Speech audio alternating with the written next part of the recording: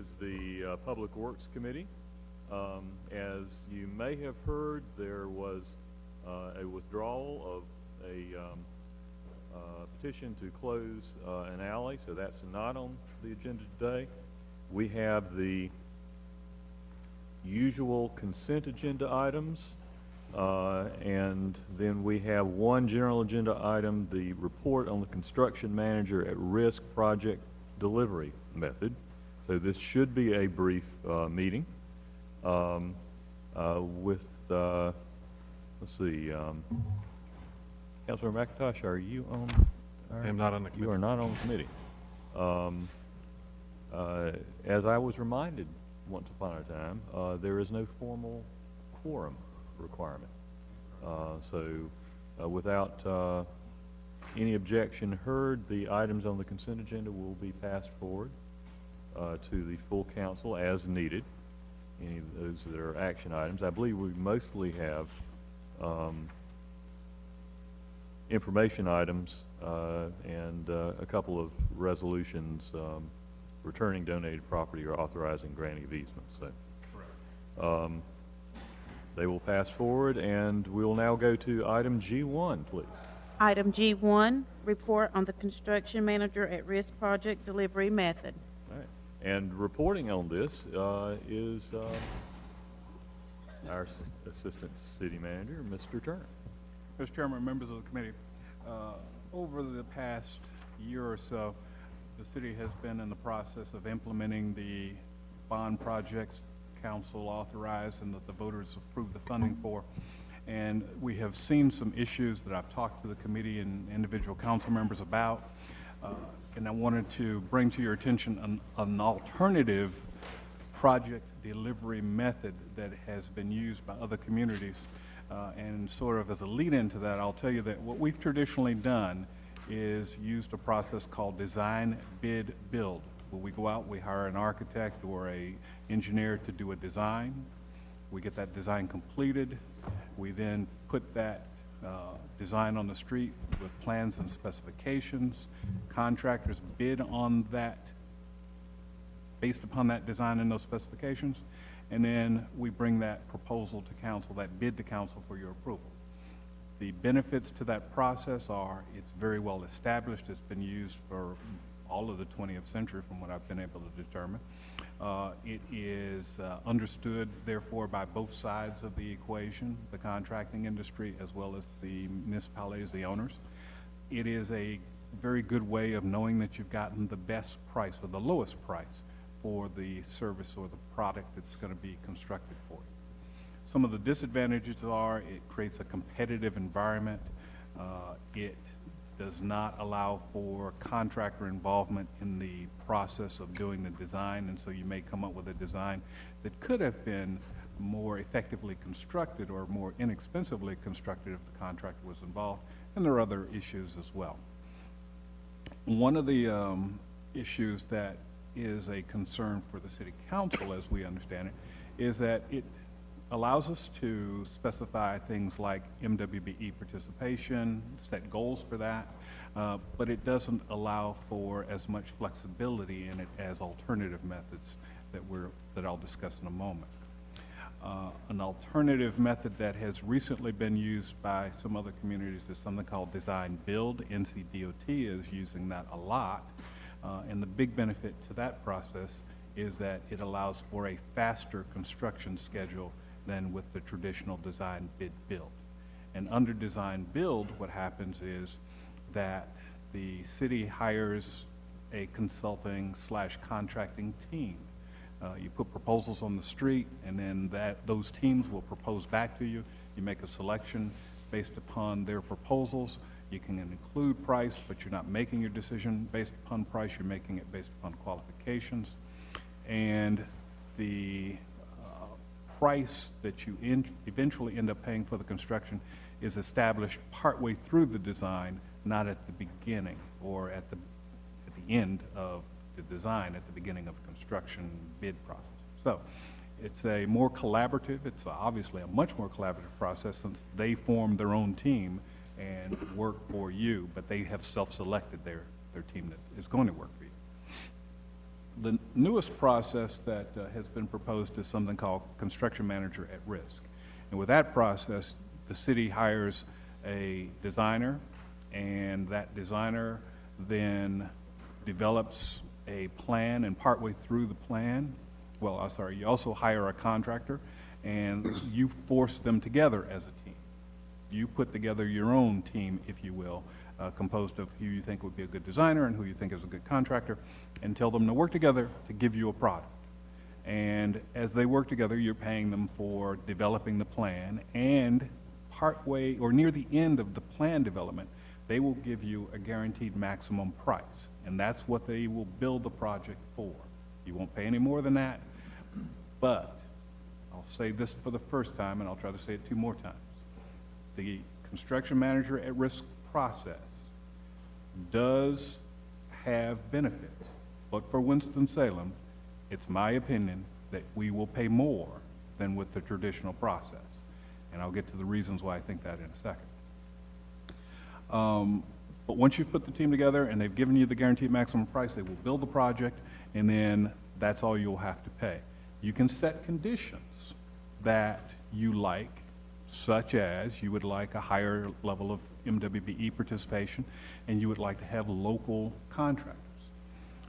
This gets to the reason why, in my opinion, it's going to be more expensive. Because with the traditional process, the contractor is going out and he's trying to find subcontractors who will give him the lowest possible price, so that when he gives you his bid price, he is the lowest bid and therefore wins the competition for the bid. With the CM at risk process, you're specifying what you expect.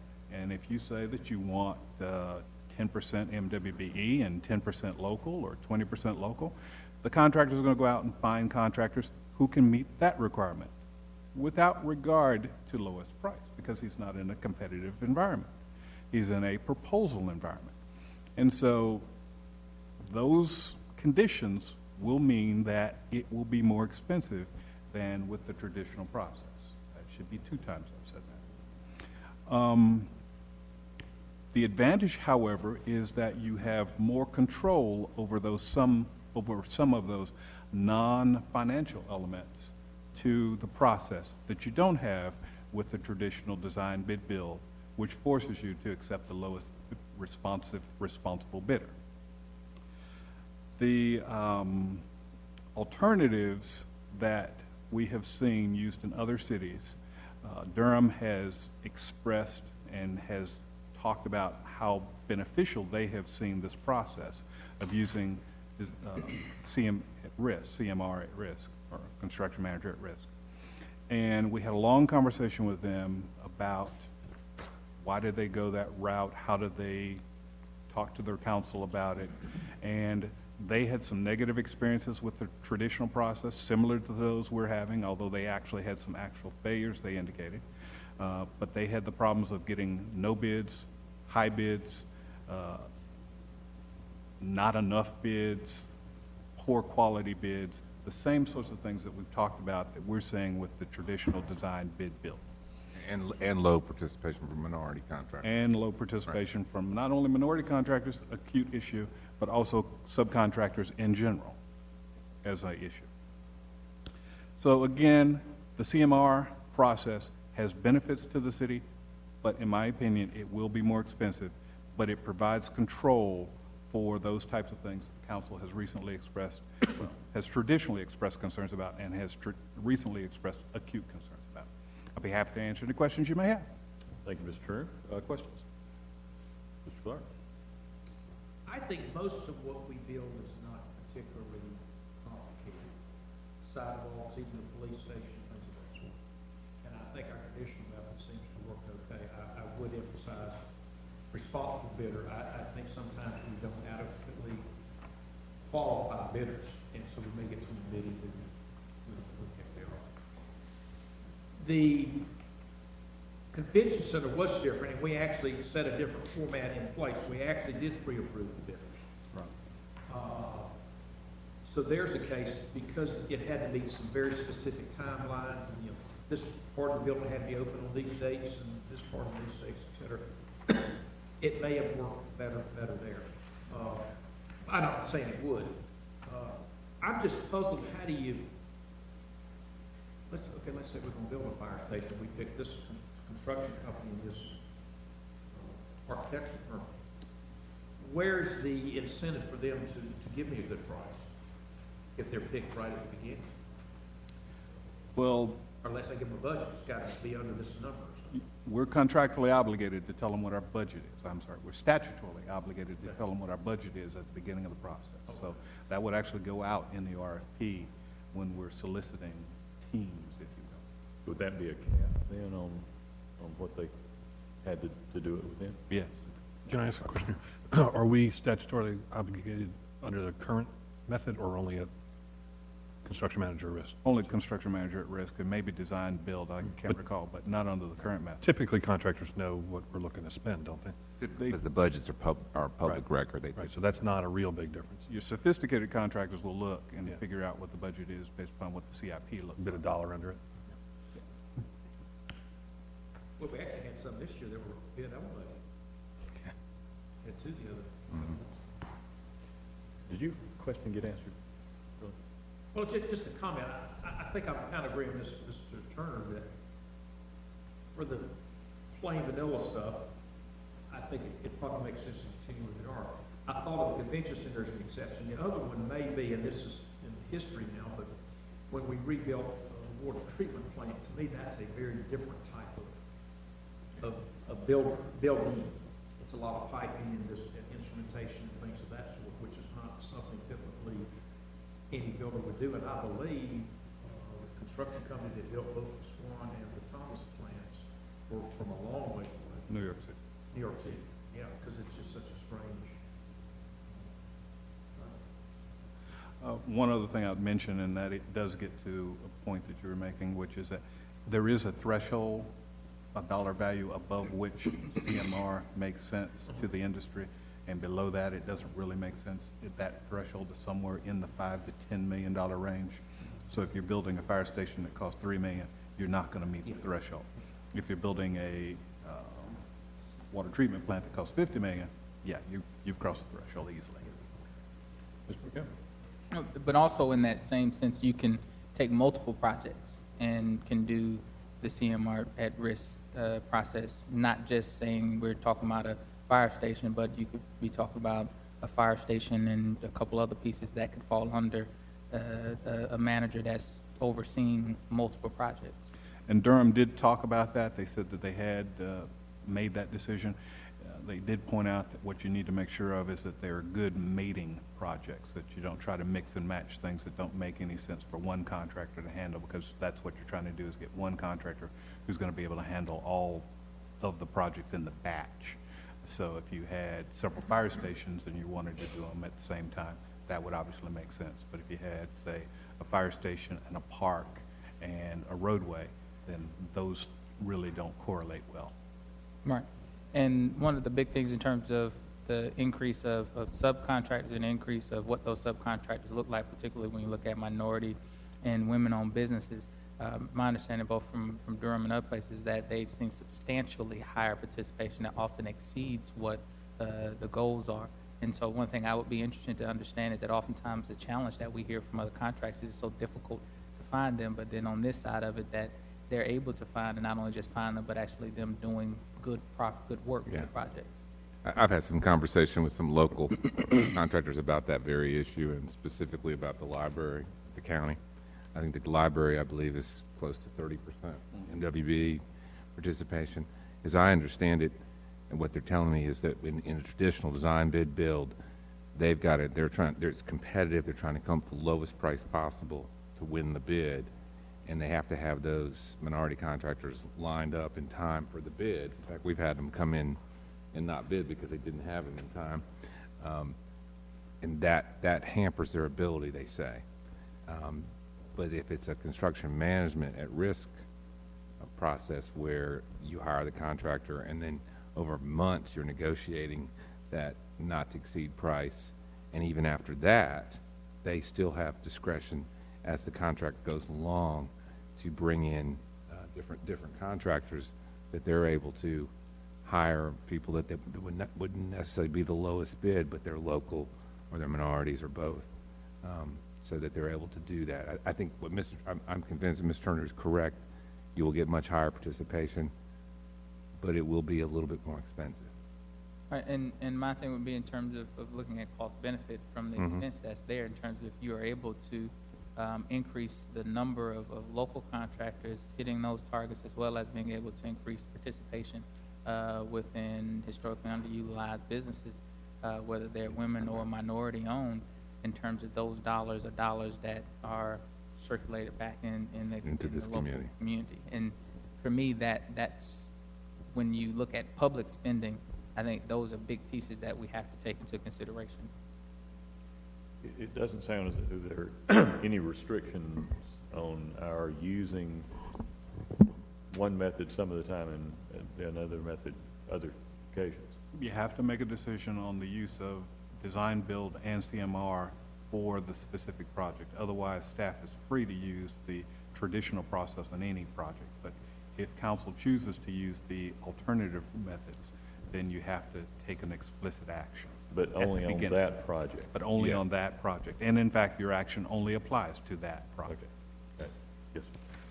And we have never used this method. That's correct. And for me, it'd be interesting the fact that we have not, and we're looking at other cities that have used this method, if in fact we can be able to look within our purview of opportunities that exist to test this opportunity to see how does this work for us in this community in advance of other opportunities that may present themselves in the future, to understand, well, this is what happened in Durham, this is what happened in other communities, but how does this play out for us and how does this look?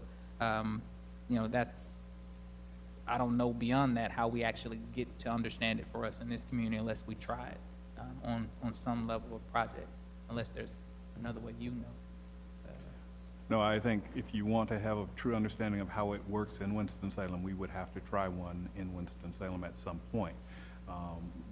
And as we've looked at our batch of projects that are out there, one of the things that I mentioned is that you have to make this decision at the beginning. And we were approached about it regarding the convention center, but we were very far down the road when that request came in. So it wasn't appropriate to go back and start over with the convention center for that particular usage of the method. But if there are other projects that are coming up that are going to be above that $10 million range, I think if you're going to do one, you probably want to start with one where the $10 million threshold is met. Then that's what we should look at, is others on the horizon that are in the $10 million plus range. Mr. McIntosh. What's the magic of a $10 million threshold? It's just what the industry, and I've checked with several different sources, and they all say it's in that range for when it makes sense for them to be willing to go through this process as opposed to the traditional process, which is less expensive for everybody. I find it hard to believe that, I mean, just the name of the when you say construction manager at risk, to me, it says that you're transferring risk from the client to the contractor. I can't imagine that comes cheaper when you're. I didn't say that. Oh, I know. You get compensated for risk. Right. Exactly. Right. And I'm just trying to work through it, and I think of it in terms of labor and materials versus a contract price, and you've got a whole bunch of different things that can go on there that in certain circumstances it makes sense to do just a job bid or labor and materials, and I haven't thought all the way through it. I would like to also see some other examples from outside the community, even though they don't necessarily equate to us, and I'd like to hear some of the local folks that are proposing this pitch us on why they think it's a great idea. I can see where it might make sense in a very complicated job, but what happens when you get down the road on one of these big jobs and they all of a sudden say, oops? I mean, I know that they say they're at risk, but when you're in that kind of a scenario, a couple $1 million hiccup. They're contractually obligated to finish the project as described and as they estimated it for the price that they gave you in the guaranteed maximum price. Now, if you, the owner, decide that you want to change something, say, instead of carpeting, you want to put terrazzo floors in that building. That's real expensive. Then that is a change that you're requiring, and therefore they get to change their price. Right. So let's say we're doing the convention center, and we think it's going to be an $18 million build, and we start down the road, and we're paying consultation fees to this group, and we get into it 6 months down the road, and it's $22 million. They come back and say, before we've contracted to them to put them at risk, we've spent a bunch of money on consulting fees, probably more than we would have spent on just an architect. Right. I got lots of questions. I want to, I'd Because like you're somebody to walk me paying through a for both the project. architect and this engineer, excuse me, construction Right. estimator team Right. to work on it with your design architect or design engineer. So there's some you're paying efficiencies for there. two groups Yep. as opposed to one group. Yeah. Mr. Taylor? Thank you, Mr. Bessie. I just want to be clear on one item, Mr. Turner. The construction manager at risk would then be obligated contractually to complete the project. If for some reason they were not able to do that, would insurance kick in? Would there be a legal action? So let's just talk about what happens in the event they were not able to execute the agreement on their end. What typically happens is that you pull their bid bond and that you use that to finish out the project. You hire another contractor using their insurance bond, and or their insurance company comes in and takes over the project and finishes it out. And we've had both situations to occur with the traditional process. So it wouldn't really be any different than what we already have as protections. Right, and I just wanted to state that for the record. I think with that in place, I don't really think there's a way that we can lose, even if we end up paying more money on the front or the back end with women-owned contractors or minority-owned contractors or local contractors. That money goes back into the community and it builds our local economy. To me, this is a no-brainer. I mean, I know it's a complex issue, and I thank you for the presentation. However, it's always good to have more than enough tools than we need in our toolbox. Number one rule of sports, which I'm a big fan of, or anything else, if it's not broke or if it's not bent, don't fix it. We'll run the same play on you all the way down the field. However, if it's broke or it's bent, it's required or necessary for us to fix it. We've had some situations in the past where I wouldn't say the situation was broke, but there were some things that were a little bent or a little bit off kilter. So it's good to have other tools in our toolbox to help us to be the best stewards of the people's tax dollars that we can be. So having the construction manager at risk process in place, I like design build, I like the competitive bid process, but it's better to have more than enough options than not enough. So I support it. I thank you for the presentation. We haven't done it before. We've seen that it can work on the county level and in other cities, and I think we should at least consider it. Comments, questions further? If not, thank you, Mr. Turner. That completes our scheduled agenda. Mr. Chairman, I make a motion to reconsider the consent agenda. Item C4, please. Second. Discussion? Hearing none, those in favor, please say aye. Whoa. What is it? Reconsider it. What is it? It's number 4. Basically, the motion is to reconsider the consent agenda, Yes. and particularly item C4 to bring it out for discussion. Is that correct? Well, for information. For information. I think the other meeting ran over, and we came in, and that option was already finished. So we just wanted to hear what happened on the table, because this is a very complex issue. So it's the motion to reconsider or Item C4. to approve it? No, just to reconsider. Oh, okay, yeah. To pull it back out for consideration. This is an information item. This is not an action item.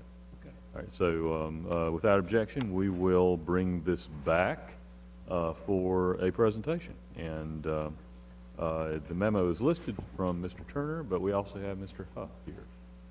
Mr. Chairman, Mr. Huff's going to do the presentation on this one. Thank you so much. Mr. Huff? Thank you, Mr. Huff.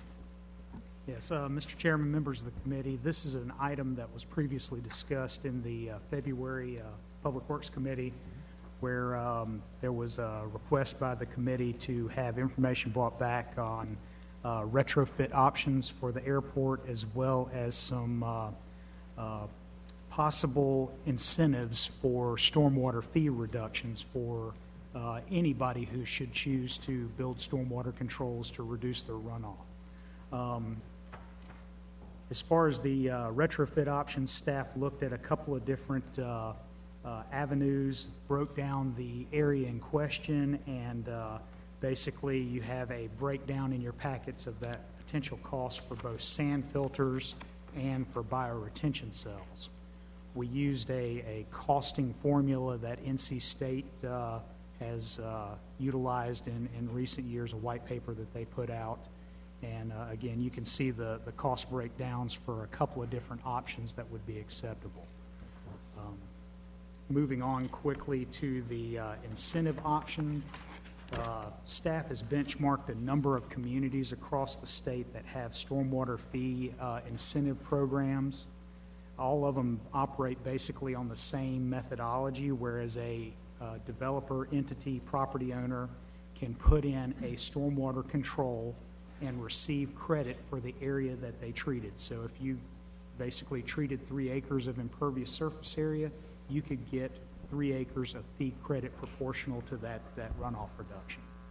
And for the most part, they break it down into a quantity type structure, a flood and erosion type structure that they're giving a percentage reduction. Noted here in your packets is 25% just suggested for a quantity detention retention structure. Normally, they're building to the 25-year design storm, getting that peak in volume reduction out of these devices for that. A counterpart to that is the water quality credit, where they're building something that basically reduces the pollutant loading off of the site. And again, a comparable credit of 25% could be offered for that, but we've seen the range across the state from 50% up to 100%. Charlotte allows 100% fee credit for quality and quantity reduction of retrofitted impervious surface area. But again, it all comes back to the fact that they're giving credit proportional to the impervious surface area that's being treated. Be happy to answer any questions. Questions? Mr. Clark? At the top of page 36, you're estimating the total cost for the retrofit using the bioretention cells is $2 million and something, and the retrofit using ground sand filters is $8 million. Correct. That's one of those quantity and one quality? Those are both quality. The sand filters are more cost intensive, obviously. And the situation here is the area in question. You see the exhibit map. It's broken up into so many sub-watersheds. There are 49 structures that would have to be built and connected to convey the runoff here in this situation. And you could do that for $2.3 million if you use the bioretention cells? Correct, using that NC State cost formula, yes. And what is the stormwater amount that the airport currently pays? 118,000 and change approximately. Total. As far as annual fees? Yeah. Yeah, 118,000 and change approximately. Now, that's a specific question. Just a comment in general, I like the idea that if somebody has built something that meets current standards, they should pay less stormwater fee than the building beside it, which it, because when it was built, it did nothing, because the building beside it is dumping all that water in the creek quicker, whereas the guy that spent the extra money, he doesn't. So I am very much in favor of this. Now, what I don't know, and we only have one example here with the airport, and there are other issues with the airport, I realize. Whether or not that is enough incentive to get people to do it, I don't know. The airport's probably an unusual animal. That's an awfully big piece. Yes. But I'm willing to start with 25. And I realize there's some folks out there, and I can think of the school system that has built some schools recently, that probably adhere to both of these, quality and quantity. I don't know for a fact, but they've done some things. And I know there are other buildings and towns that have been done as well, so I would certainly be very supportive of this. I think it encourages people to do the right thing, rewards people for doing the right thing.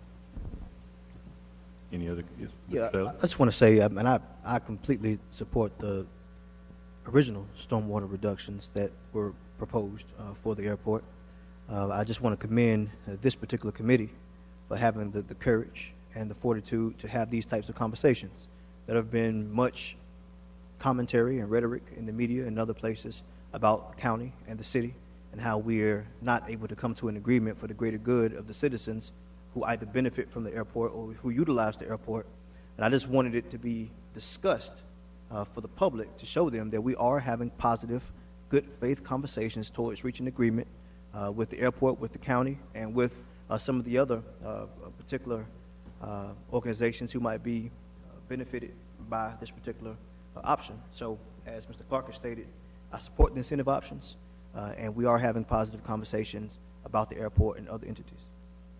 And just for folks who have not been tracking it, I know everybody here, frankly, probably has, but both the the stormwater fee reduction incentives option, and another set of options that were discussed earlier, possibly crediting some of the fees or taxes or both, in effect, coming in from the airport to joint economic development work with involving the city, the county, the airport commission, are still on the table, and there is active interest, at least on the city's part, in discussing these potential compromises.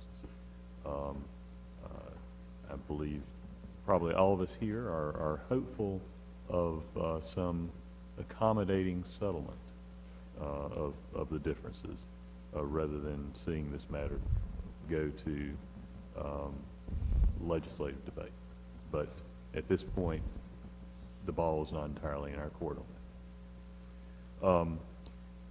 Additional information, Mr. Huff prepared at my request an examination of some of the adverse downstream impacts that we are seeing from the volume of stormwater coming off the airport site.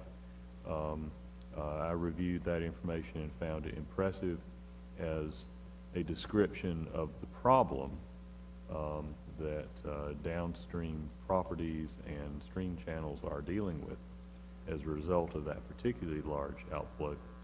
Mr. Huff, would you please forward that information to other members of the council as well? We do have extra copies today, if need be. If anybody would like to take We it. can digitally, yeah. Email to everybody, it's not in here. Yeah. Mr. Taylor? Yeah, I hate to bring this up, but I know the county, based on what I heard, was looking for a decision by a certain date, and I don't think anybody should mandate anybody to come to an agreement by a certain date.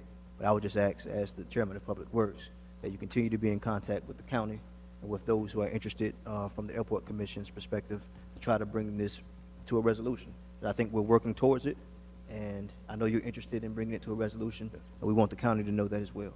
I believe they do know that, and know that as an ambassador, Mayor Joines is often very good at this kind of thing, and that he is actively involved in reaching out as well.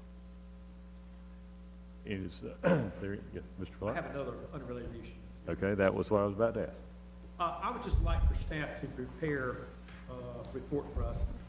I have a common problem in the West Ward when something needs fixing, and it requires multiple trades, let's say.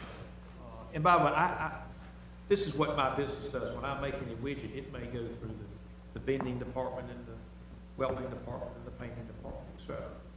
And we have a process that does that. And so many times, a job is 2/3 done, and 4 months later, I've got to call Greg or Lee and say, listen, can you finish?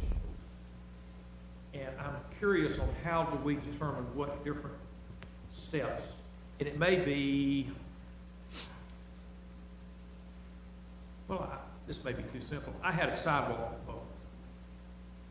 First department came down and put a orange cone so that everybody would see it. And that orange cone sat there for 10 months. Then I called. And then they came out and took it out, put new cement in because it was bubbling. And I guess the third step, somebody had to come in and put a little grass seed or something. But it seemed like to me when we get a request, somebody in management has got to say, okay, these are the 4 things that need to be done. I had another one where a water meter had been crushed or collapsed, whatever. So somebody had to come out and kind of chisel it out, and the next guy had to pour the cement, the next guy had to put the metal casing in or whatever. And it took 2 or 3 calls to get that done. And I'm just curious what process we use to route these things through, because it seemed like to me too many times it gets 2/3 done. And that one, they forgot to pick up the cone. That was the last call. The cone's still out.